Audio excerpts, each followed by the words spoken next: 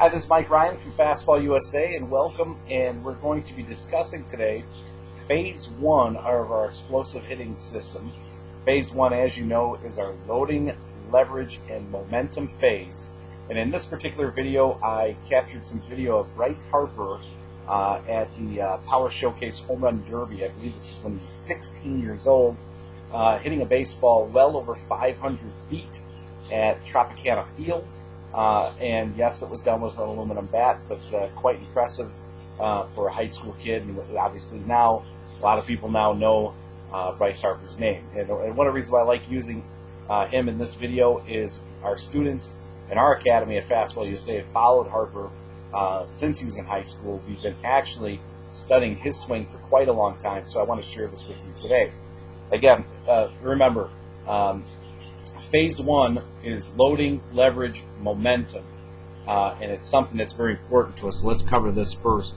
Harper, we're going to check in the load and leverage. Now what he does sometimes, and in this particular case, on this particular swing, what he has got, he is maximizing the loading phase, just as we showed you with the Albert Pujols. He really exaggerates turning the front knee in, and he turns this front hip in, even the shoulder rides in, and of course the shoelaces right now are facing the catcher. So as I described in the video where we evaluated Albert Pujols, is imagine the catcher is back here, and the catcher is back here, and all he's doing is pulling. It's almost like there's tubing attached to his front shoulder, his front hip, his front knee, and his front foot, and the catcher is pulling on the tubing and pulling it back. However, at the same time, you need to continue to create momentum going forward. So while the catcher may be pulling that tubing back, pulling him and trying to get him wound up, or what we call coiling up, he needs to create momentum forward, and so do you. So what happens, and what you got to make sure is happening, is that your head and your body weight is continuing to move forward as your hips are being turned. And now the angle you see from his head to his foot shows us where his body weight is. Understand that your head is where your weight is. So at this point in time, in other words, he'd be creating zero momentum if his head was directly over his back foot. So right now, that would be at about a 90 degrees, being right over his back foot. But right now, he's creating an angle closer to about 77, 80 degrees with his loading, or because he's pushing forward at the same time.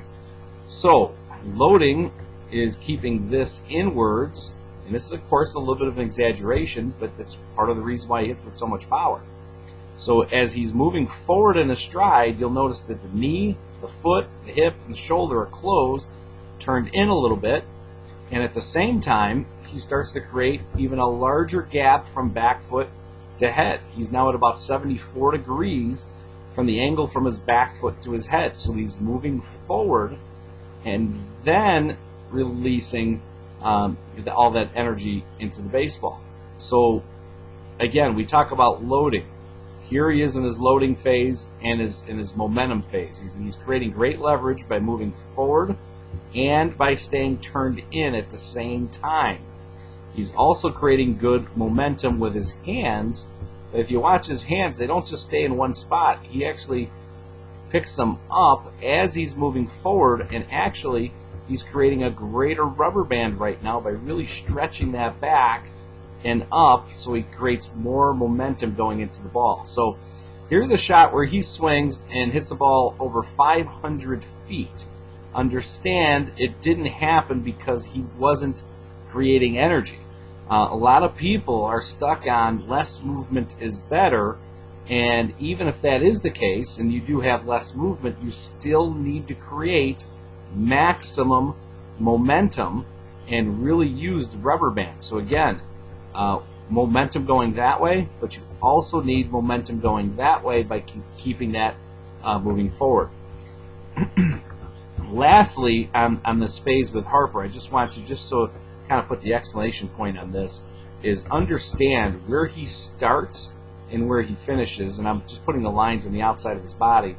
Watch as he's striding. There's where he started in between those lines, and then when he's finished. So when people say you're not supposed to move forward or eliminate that, look at how much forward energy he's created prior to foot plant. Now, once foot plant happens, he's going to be all rotation.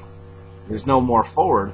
But again, this is an idea to give you an idea of how he brings his body and gets his body weight into the ball to create maximum momentum. Once again, if you need more information about our programs, go to fastballusa.com, click on the explosive hitting tab, or check out the entire website. You'll see plenty of information on there, guys who have built exit speeds upwards of 90, 95, and now we've got a couple guys even reach speeds of over 100 miles an hour of ball exit speed. It's a great thing to see. I hope you're on that path as well. If you have any questions, just contact me. You can also email me at fastballusa@hotmail.com.